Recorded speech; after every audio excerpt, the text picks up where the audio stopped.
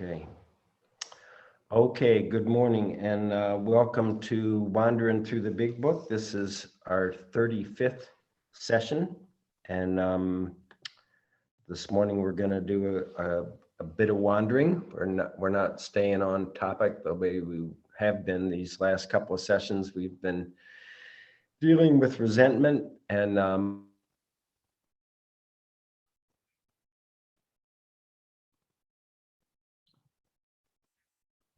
Oh, he froze.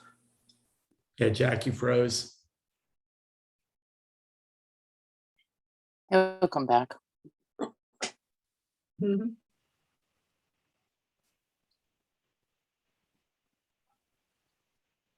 Tentatively. screen is frozen. So there you are. You're back. Great. Okay. All right. Back to So- you, Jack. Here go the opening words. Welcome to this session of Wandering Through the Big Book. This is not a meeting of the Fellowship of Alcoholics Anonymous. There is no group conscience, no seventh tradition, no requirement for membership. Everyone is welcome. Our primary purpose is taking an in-depth look at the book, Alcoholics Anonymous, in order to deepen and strengthen our own recovery, to try to help others do the same, and to try to become trusted servants of our fellowship. We are seeking conscious contact by trusting God, cleaning house, and helping others. And we're trying to improve that conscious contact by practicing steps 10, 11, and 12 every day and applying the spiritual principles we are learning to the details of our ordinary day-to-day lives. We will begin this gathering with a moment of silence to reflect on why we are here.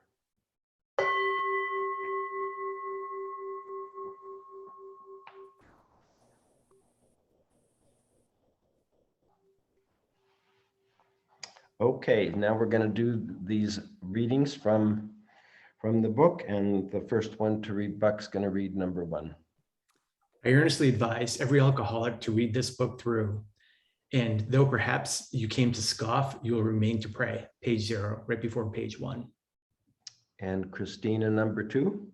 Good morning, number 2. No attitude of holier than thou, no fees to pay, no axes to grind, no people to please, no lectures to endure.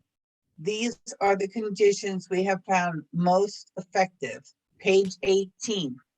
But be quick to see where religious people are right. Page 87. Thank you. And George, number 3.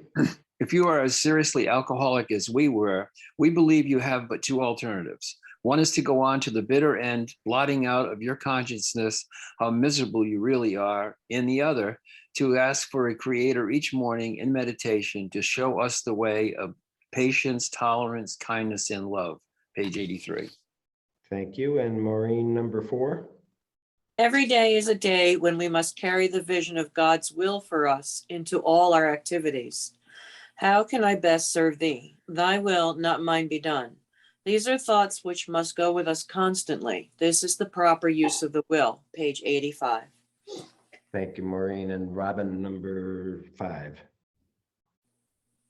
Number 5, just to the extent that I humbly rely on God and do as I think God would have me do, will I be enabled to experience spiritual serenity right in the midst of human calamity. Page 68. Head in the clouds and feet firmly on the ground. Page 130. Okay, thank you, everybody. So I'm going to mute you, but when we get to reading, I'm going to ask you to unmute again. Okay, so this is session number 35, and then we're going to take a 2-week break. And this morning we're going to do some reading from the book, and we've been in resentments and then fear. And when we come back, we're going to deal with the final session on fear, which is also about this thing called the Enneagram. And it's very interesting. It kind of sets up 9 different primary purposes under which you could live.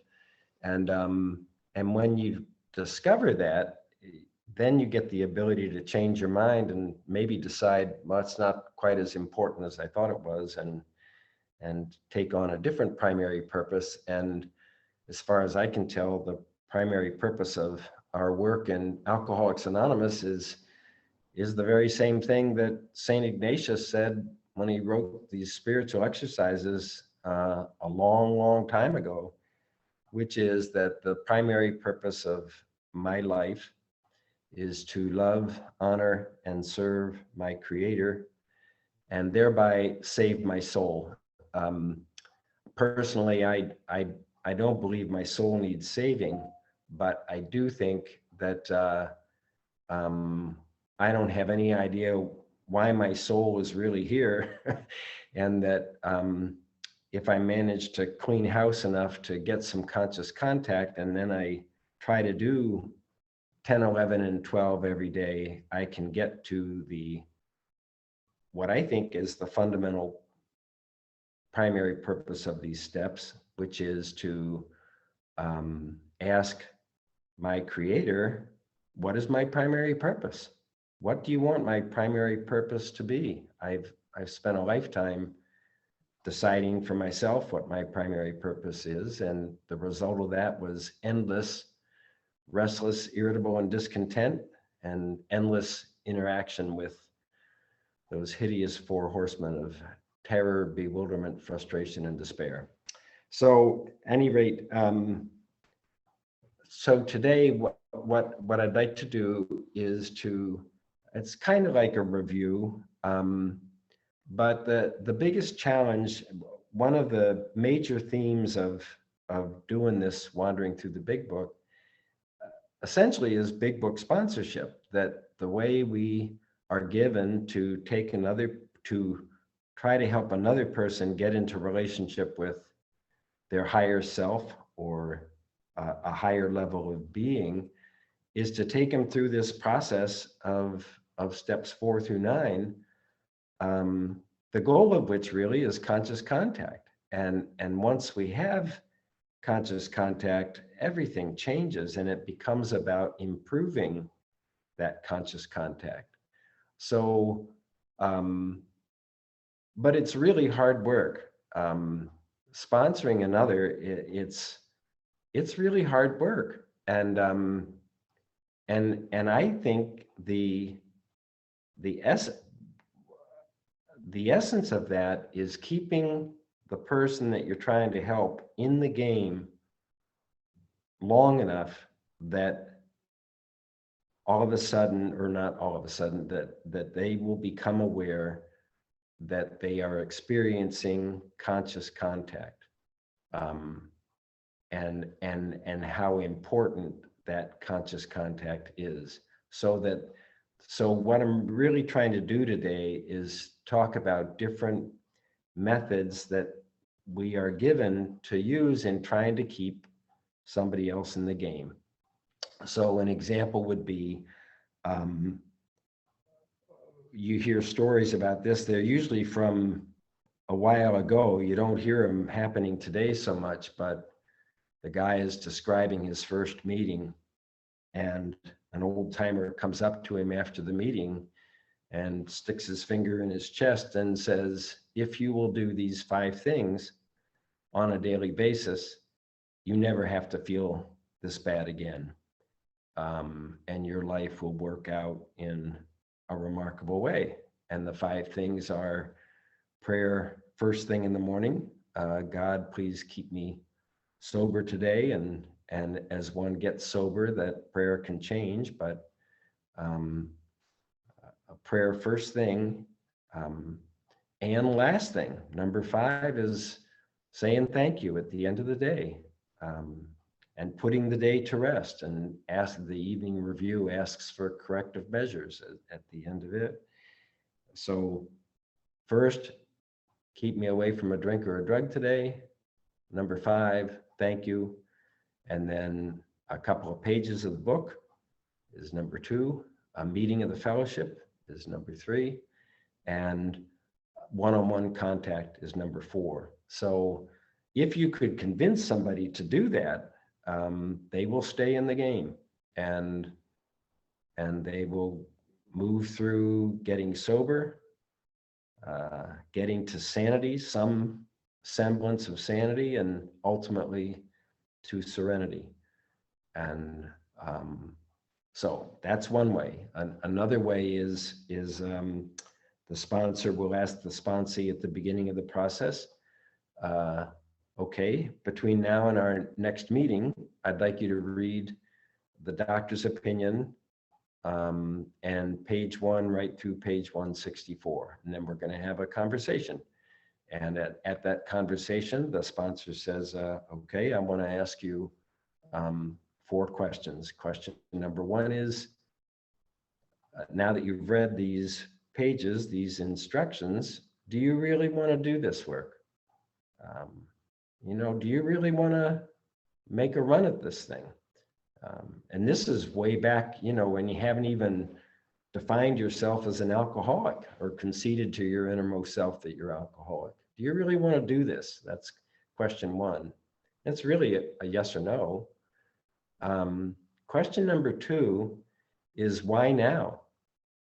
You know, what's going on that you want to do this stuff now? And answers are everything from, I'd like to get my job back.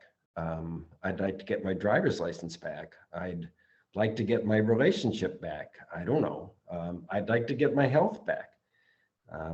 I had a guy, and his answer was, because I don't want to die a miserable prick.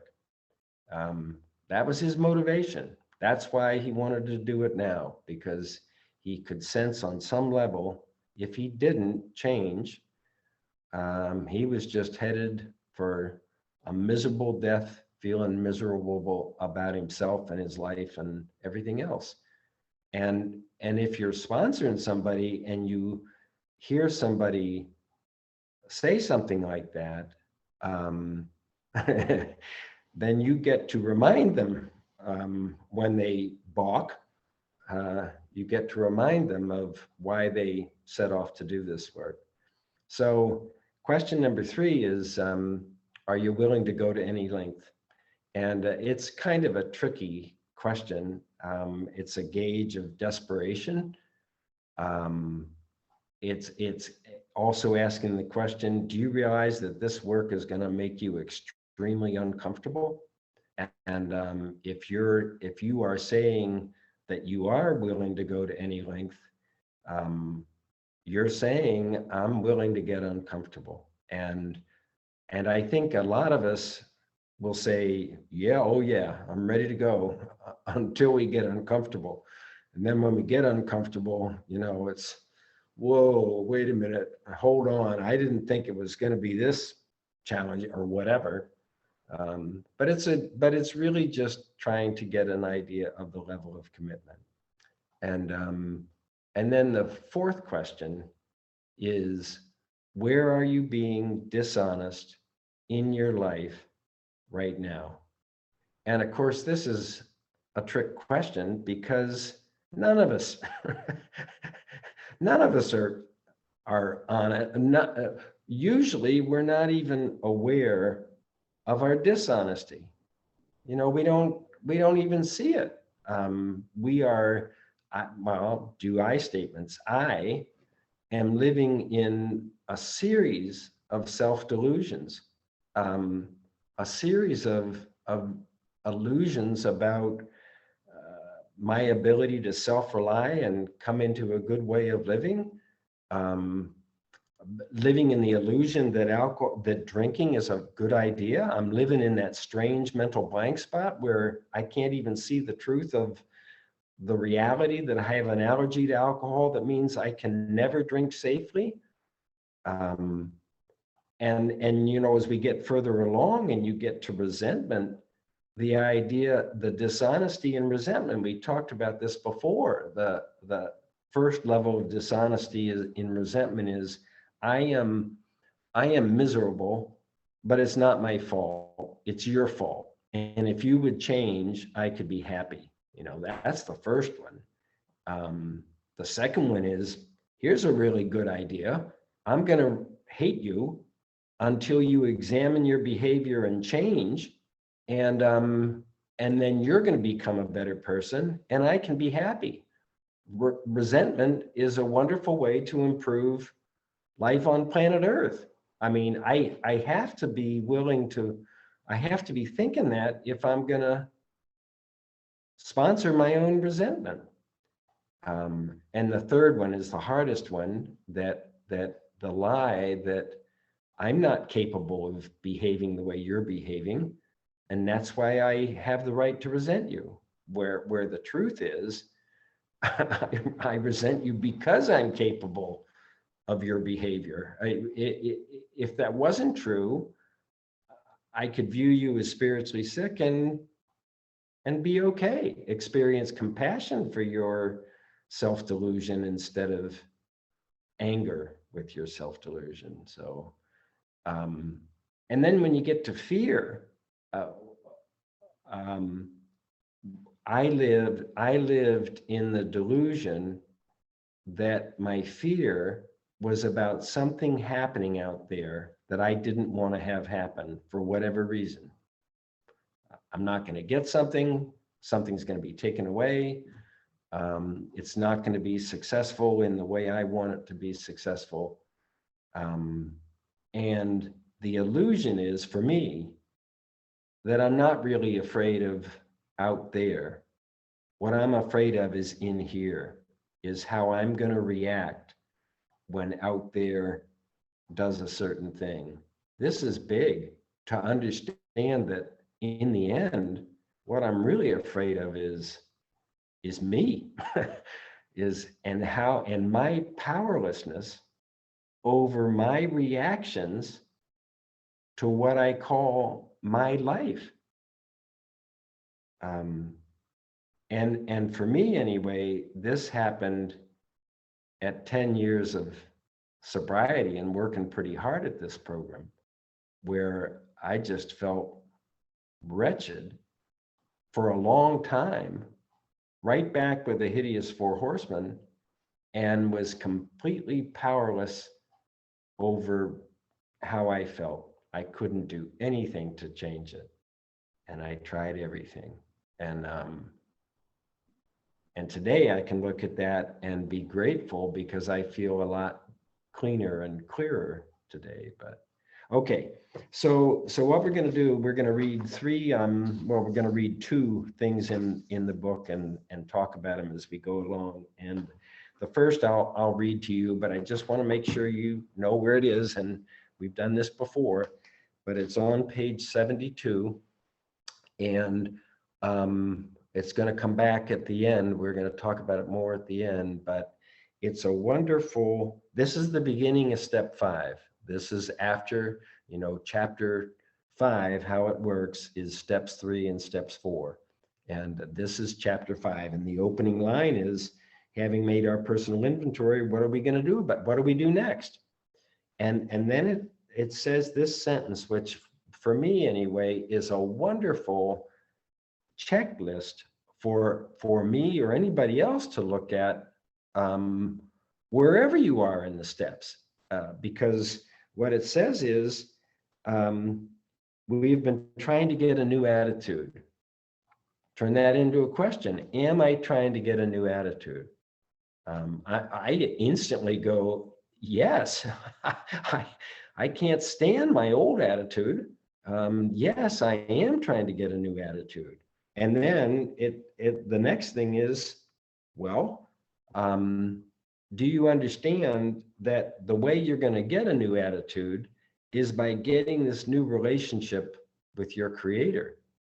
I mean, it's not saying that, but that's what they keep saying from the beginning of the book. You may be suffering from a disease which only a spiritual experience will overcome. If you're going to go through a psychic change sufficient to overcome alcoholism, you're going to have to get into relationship with a higher level of reality than the human body and the human mind. You're going to have to get some sense of this spiritual thing, whatever it is that we call it. So, am I trying to get a new attitude? Number 2, Am I trying to get a new relationship with my creator? And then number 3, am I trying to figure out what's in the way of that? And of course, what's in the way of that is my old attitude. And how does my old attitude show up? As resentment and fear and remorse over my selfish conduct, the very things that we examine in step 4. So if you're working with somebody and they're balking or they're resisting or whatever it is, or they get busy, they just can't find the time, whatever, this is a great place to go to say, well, where are you with these 3 things? This is saying, are you trying to get a new attitude? Do you understand the way you're going to get this new attitude is by getting this new relationship with your creator? And if that's true, you're going to have to figure out what's in the way of that relationship. So I'm hearing some, oh, it's Jennifer. I can take care of that. Hold on. Oh, you already did it. Okay, thanks, Jennifer. Okay, so this is just a wonderful checkpoint. So now what we're going to do is go to page 156. And this is in the last chapter, A Vision for You. And this is a story, a description of the Fellowship of Alcoholics Anonymous's very first 12th step event. And what's important to realize all the way through, and we're going to read it twice. We're going to read it once here, and then we're going to read it once from the perspective of the person that went through this. Dr. Bob is 2 weeks sober. 2 weeks. He's gone through the steps in 2 weeks as they did it, in the Oxford groups. And Bill Wilson is 6 months sober. So the next time you're sitting around twiddling your thumbs, wondering about how can I be helpful to another person, just remember, plus they don't have the Fellowship of Alcoholics Anonymous. They don't have the book. They don't have the 12 steps. They haven't been written yet. They get written 3 to 4 years later. And they're flying on their Oxford group experience and their understanding of higher power. So we've got 5 readers today, and they're going to unmute and get us into this. And Buck is going to be the first reader, and then Christina, and then George, and then Maureen, and then Robin, and they're each going to read a sentence. And I'm sure my big mouth is going to jump in there periodically, but and they're going to start at the sentence that says, "But life was not easy." But I'm going to back up 2 paragraphs from that just to set the stage. So when it says on page 156, one morning he took the bull by the horns, this is talking about Dr. Bob. And what Dr. Bob did was go around town and make amends to everybody that he's 2 weeks sober, mind you. I'm sorry, I shouldn't shout because that upsets the, he's 2 weeks sober, and he's going around town making his amends. And after initially getting sober and then slipping. And at midnight, he comes home exhausted, but very happy, and he's not had a drink since. Isn't that something? And the liabilities of 30 years of hard drinking have been repaired in 4 hours of him wandering around talking to people. So then it's going to start with, but life was not easy. And Jack, I just have a question for clarity. So this is after his slip? He was 2 weeks sober, slips, and this is after that? right. Okay, Right. thank you. Yep. Okay, Buck, you're going to want to unmute. So let me see, Buck, and then Christina, and then George, and then Maureen, and then Robin. And we're doing a sentence at a time, Jack? A sentence at a time. Robin, you want to unmute, don't you? Yes, sir. Hello. All right. Okay. All right, Buck. But life was not easy for the two friends. Plenty of difficulties presented themselves. Both saw that they must keep spiritually active.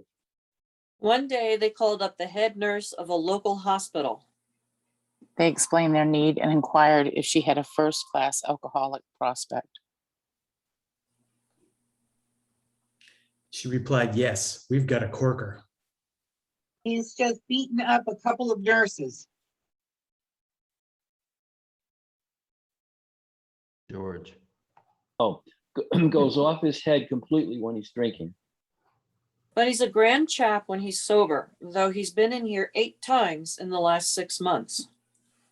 Understand, he was once a well-known lawyer in town, but just now we've got him strapped down tight.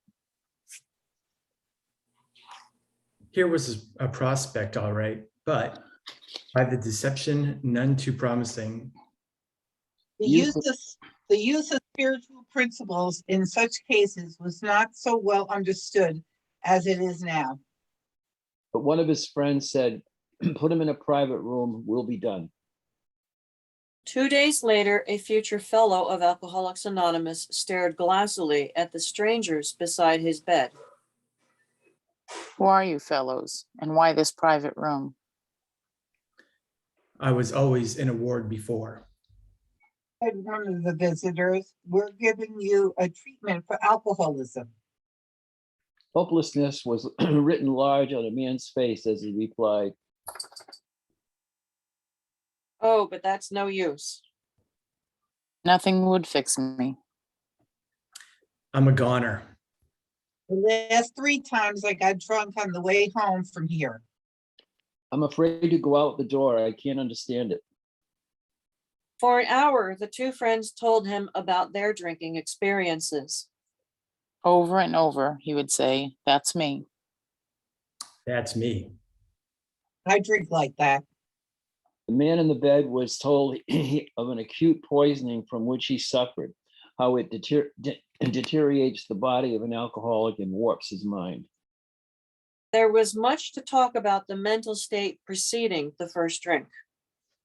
Yes, that's me, said the sick man, the very image.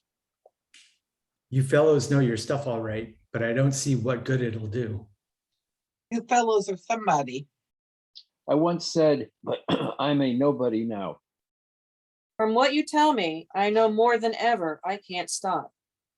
At this, both the visitors burst into a laugh. Said the future fellow anonymous. Damn little to laugh about that I can see. 2 friends spoke of their spiritual experience and told him about the course of action they carried out. He interrupted, I used to be strong for the church, but that won't fix it. I've prayed to God on hangover mornings and sworn that I'd never touch another drop, but by 9 o'clock, I'd be boiled as an owl. Next day found the prospect more receptive. He had been thinking it over. Maybe you're right, he said. God ought to be able to do anything. Then he added, he sure didn't do much for me when I was trying to fight this booze racket alone. On the 3rd day, the lawyer gave his life to the care and direction of his creator and said he was perfectly willing to do anything necessary. His wife came, scarcely daring to be helpful, though she thought she saw something different about her husband already. He had begun to have a spiritual experience.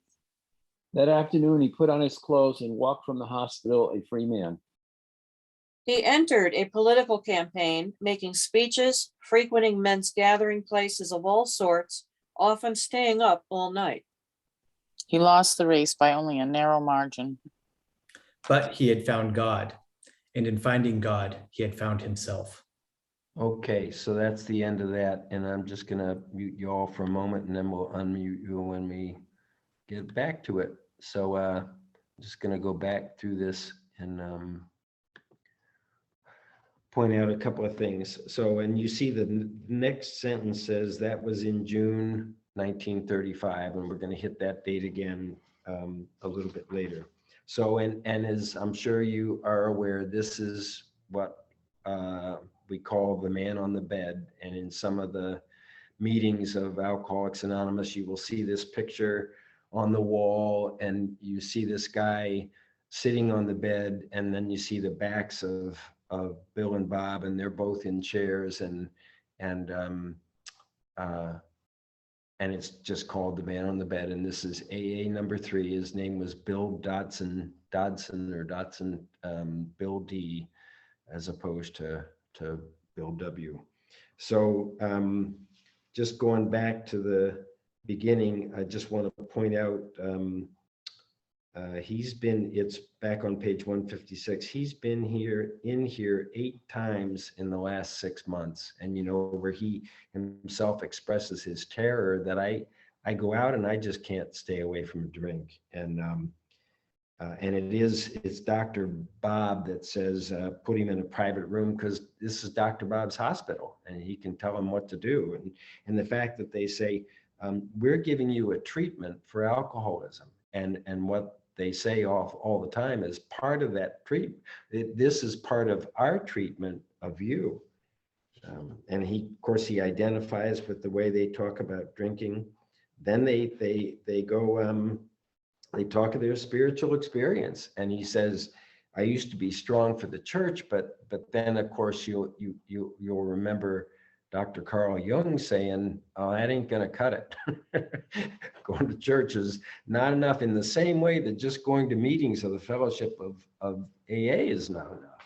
So, okay, so now we're gonna shift to hearing the story in his words, and that's gonna start on page 184. It's partway into his story. And so what's gonna happen here, I'm not sure whether I can keep my big mouth shut again. I did a good job. Did you notice? I did a good job that last time. And but what we're looking for is they're gonna ask him 5 questions. And what I'm saying is trying to draw a parallel between these 5 questions and those things that we talked about earlier. Do you really want to do this work? Why now? Are you willing to go to any lengths? And where are you being dishonest in your life?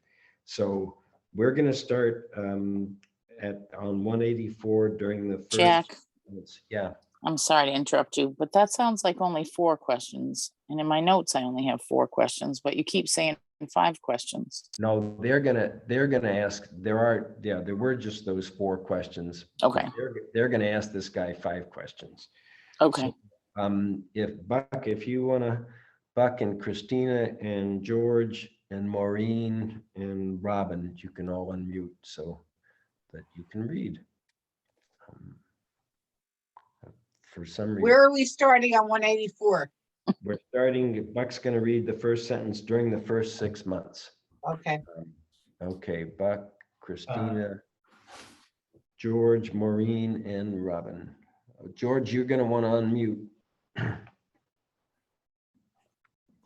gonna make sure you see where we are. So we're on His page, last name is Dobson, Dobson. Is that correct? it's either Dobson or Dodson or Dotson. I'm not sure. I could find it I think later. it's Dobson, but anyway, Okay. I'll look it up. I'll Google it. Okay, George, you know where we are? You want to unmute. I can't hear you. Yeah. My book does not have page 184. Oh, Yeah, I'm in an older edition as well. What's the chapter name? The chapter is AA. It's the first story after Dr. Bob. Alcoholics Anonymous #3. It's It's Alcoholics in all the editions, Right. and it's on the 3rd page of that story. Well, it wasn't in the first edition, oddly enough, but I don't Well- have my 1st edition copy here. It's oh, not. let's see. How about Buck and George? Have you found? I don't have it. Okay, Jason, you got it? Okay, so why don't you unmute and we'll plug in Jason where George was. And how about you, Buck? I will have to jump over to the online version. I have the 1st edition as well. Well, that's okay. But Amy, you got it. We'll just don't worry about it, Buck. If you, Okay. okay, Amy, you got it. So I'm sorry. So Amy's going to be first, then Christina, then Jason, then Maureen, and then Robin. Okay, anybody not know where we are? Just to pick at your historical brain for a second, do you know why it's not in the first edition? No, I don't. Well, I am calling New York. I'm going to ask that question. Go ahead. Well, Sorry to interrupt. Be sure to report to us. so I we- will Yeah. in a month. Okay, so readers are ready, and we're going to start with during the first 6 months, Amy. Ready? All right. During the first 6 months of 1935, I was hospitalized 8 times for intoxication and shackled to the bed 2 or 3 days before I even knew where I was. On June 26, 1935, I came to in the hospital, and to say I was discouraged is to put it mildly. Each of the 7 times that I had left the hospital in the previous 6 months, I had come out fully determined in my own mind that I would not get drunk again for at least 6 or 8 months. It hadn't worked out that way, and I didn't know what the matter was and did not know what to do. I was moved into another room that morning, and there was my wife. I thought to myself, well, she is going to tell me this is the end, and I certainly couldn't blame her and did not intend to try to justify myself. She told me that she had been talking to a couple of fellows about drinking. I resented this very much until she informed me that they were a couple of drunks just as I was. That wasn't so bad to tell it to another drunk. Of course, I have to point out, what's the first thing you do? I mean, these people are drunk. And what's he do? Cops of resentment, gets resentful. So, okay. She said, "You are going to quit." That was worth a lot, even though I did not believe it. Then she told me that that these 2 drunks she had been talking to had a plan whereby they thought they could quit drinking. And part of that plan was that they tell it to another drunk. This was going to help them to stay sober.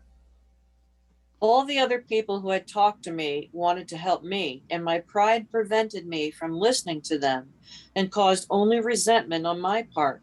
But I felt as if I would be a real stinker if I did not listen to a couple of fellows for a short time, if that would cure them.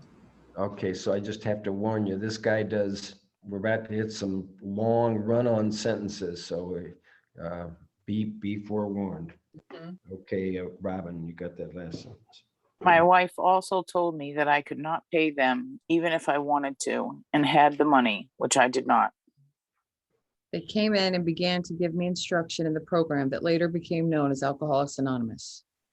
There was not much of it at that time. Okay, so just a reminder, no book, no steps, no fellowship Alcoholics Anonymous. They're in the Oxford groups, and they're in an Oxford group in Akron, and they're flying blind here. They're just operating on instinct. I looked up, and there were 2 great big fellows over 6 foot tall, very likable looking. I knew afterwards that the 2 who came in were Bill W. and Dr. Bob. Before very long, we began to relate some incidents of our drinking, and pretty soon I realized that both of them knew what they were talking about, because you can see things and smell things when you're drunk that you can't other times. I love that sentence. If I had thought they didn't know what they were talking about, I wouldn't have been willing to talk to them at all. After a while, Bill said, "Well, now you've been talking a good long time. Let me talk a minute or 2. So after hearing some more of my story, he turned around and said to Doc, "I don't think he knew I heard him, but I did." He said, "Well, I believe he's worth saving and working on." Okay, so this is significant because they tell you later on in working with others that the first thing that you're to do, one of the first things you are to do is to satisfy yourself that this person is a real alcoholic. You're not actually to proceed in the way, at least the way I read it, with trying to treat somebody for alcoholism if you don't think they are alcoholic, which means that you're trying to determine, do they exhibit evidence of this allergy that means they can't drink safely? And do they also seem to have this strange mental blank spot that means they can't see the allergy? They can't see what's going to happen if they take that first drink. And finally, where do you think they're at in terms of their relationship with higher power? So they're saying, okay, we're ready, we're going to proceed. They said to me, "Do you want to quit drinking?" It's none of our business about your drinking. We're not up here trying to take any of your rights or privileges away from you, but we have a program whereby we think we can stay sober. Part of that program is that we take it to someone else who needs it and wants it. Now, if you don't want it, we'll not take up will not take up your time, and we'll be going and looking for someone else. Okay, so here's question number one. Do you want to stop drinking? And what we read before, you're not going to say this at this time, but what we're also saying is, do you want a new attitude? And do you understand that it's going to take a spiritual experience to get that new attitude? And do you understand you're going to have to discover the obstacles that are in your way? If you're going to get this new relationship, you're going to have to find the obstacles in the way of this new relationship. Okay, so now we're coming up on question number 2. The next thing they wanted to know was if I thought I could quit on my own accord, without any help, if I could just walk out of the hospital and never take another drink. If I could, that was wonderful. That was just fine. And they would very much appreciate a person who had that kind of power. But they were looking for a man who knew he had a problem and knew he couldn't handle it himself and needed outside help. Okay, so that's question number 2. Can you do it by yourself? You know, let's say you go, yeah, I want a new attitude. Yeah, I want a new relationship with God. Yeah, I want to figure out what's in the way of that. But the question is, do you think you can do it by yourself? Because if you do, then they're going to say, well, we got to find somebody who wants it and needs it. Or actually the other order, needs it and wants it, or whatever. Okay, now we're coming up to question number 3. The next thing they wanted to know, is it me? Yep. Okay. The next thing they wanted to know was if I believed in a higher power. I had no trouble there because I had never actually ceased to believe in God and had tried lots of times to get help, but hadn't succeeded. Okay. Next. So, Go ahead. yeah, so this is question number 3. Do you have any working conception of higher power? You know, it's this takes you to 2 in a way, because it's not enough to have a belief.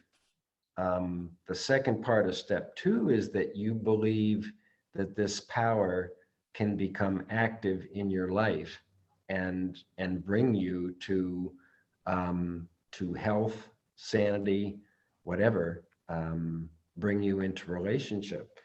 So, but they're just saying, how you doing with higher power? Or I guess it's a test for, are you agnostic or atheist?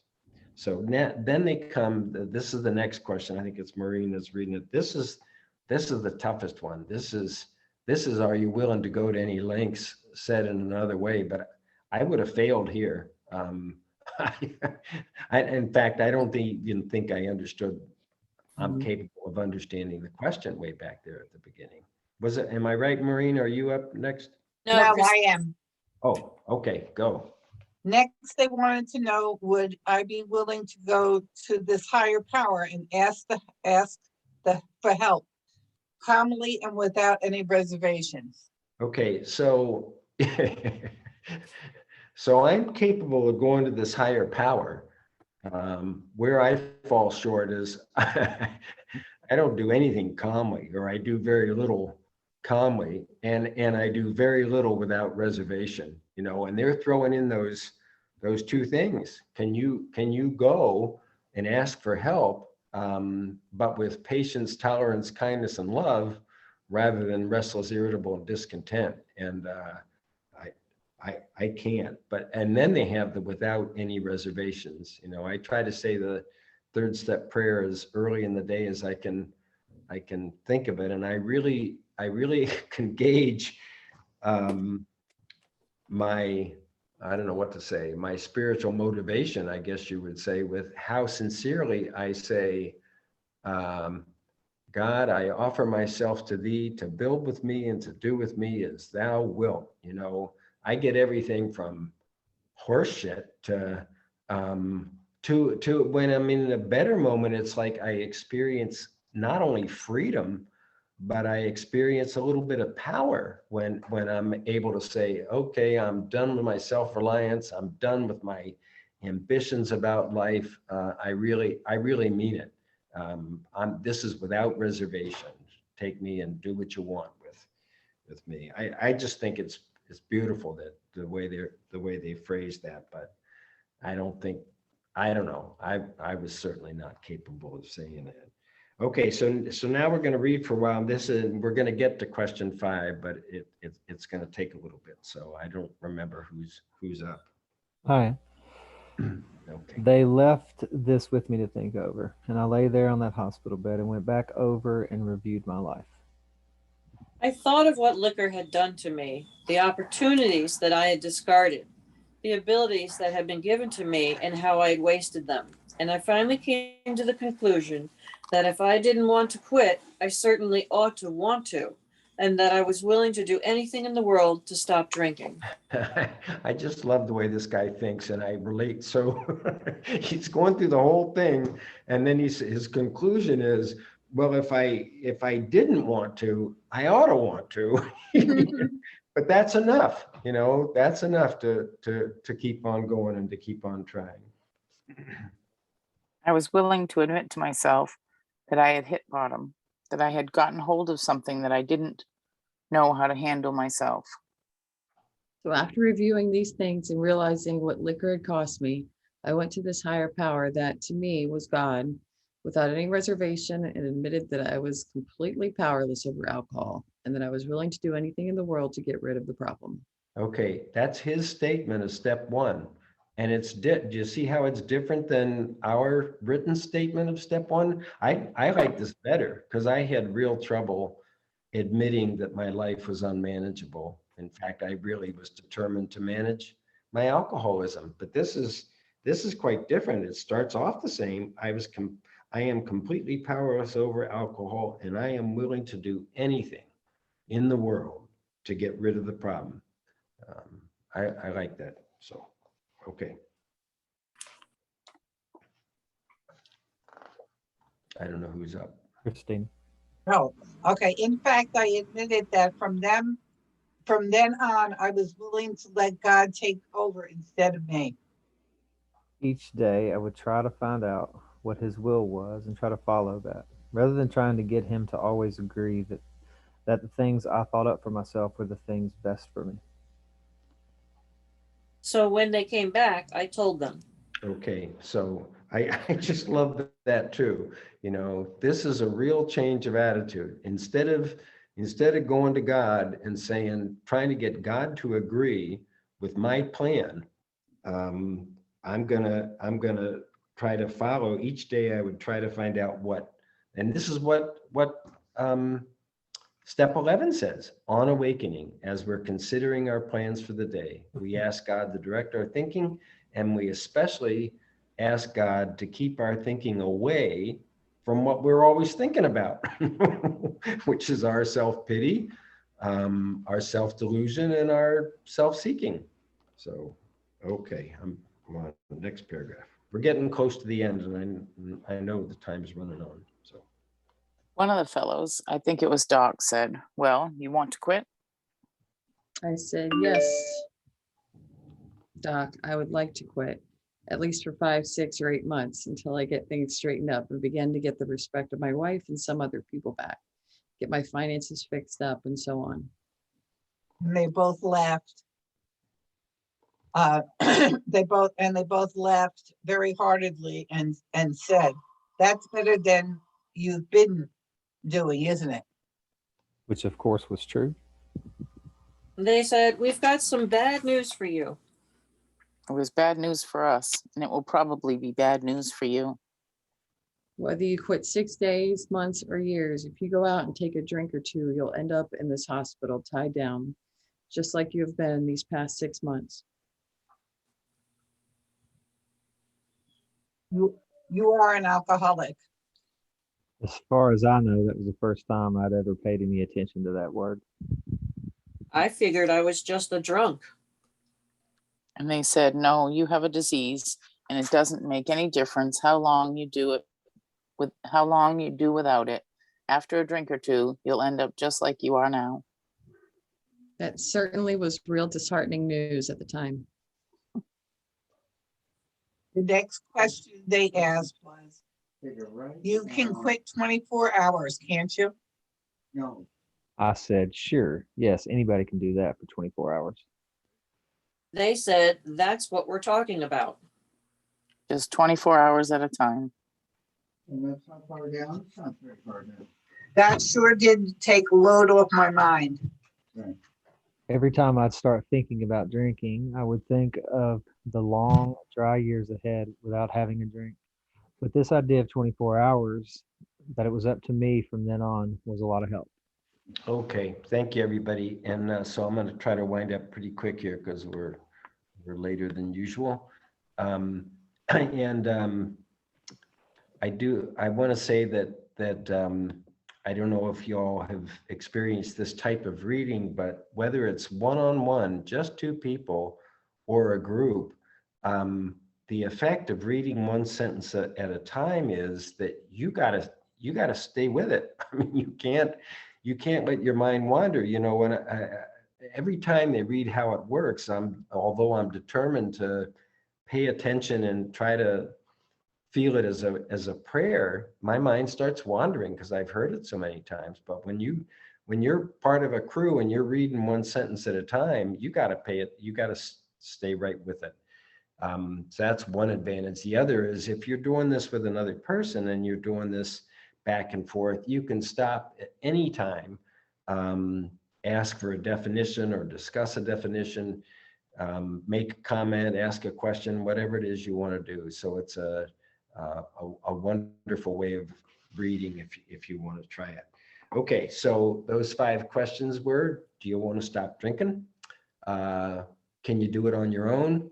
You got any idea higher power going? Are you willing to go to that higher power without reservation? And can you do this one day at a time? And what the other point I'm trying to make is you can apply this not just to stop drinking, but the other questions. Do you want a new attitude? Do you want this relationship with higher power? Are you willing to look for the obstacles that are in your way? So I'm going to stop and, I'm going to ring the gong and then look for anybody that wants to make a comment. If you need to leave, I understand, and won't see you for a couple of weeks, but we'll see you 3 weeks from today, which is November 7th. And we're going to talk about that Enneagram stuff. So thank you very, very much.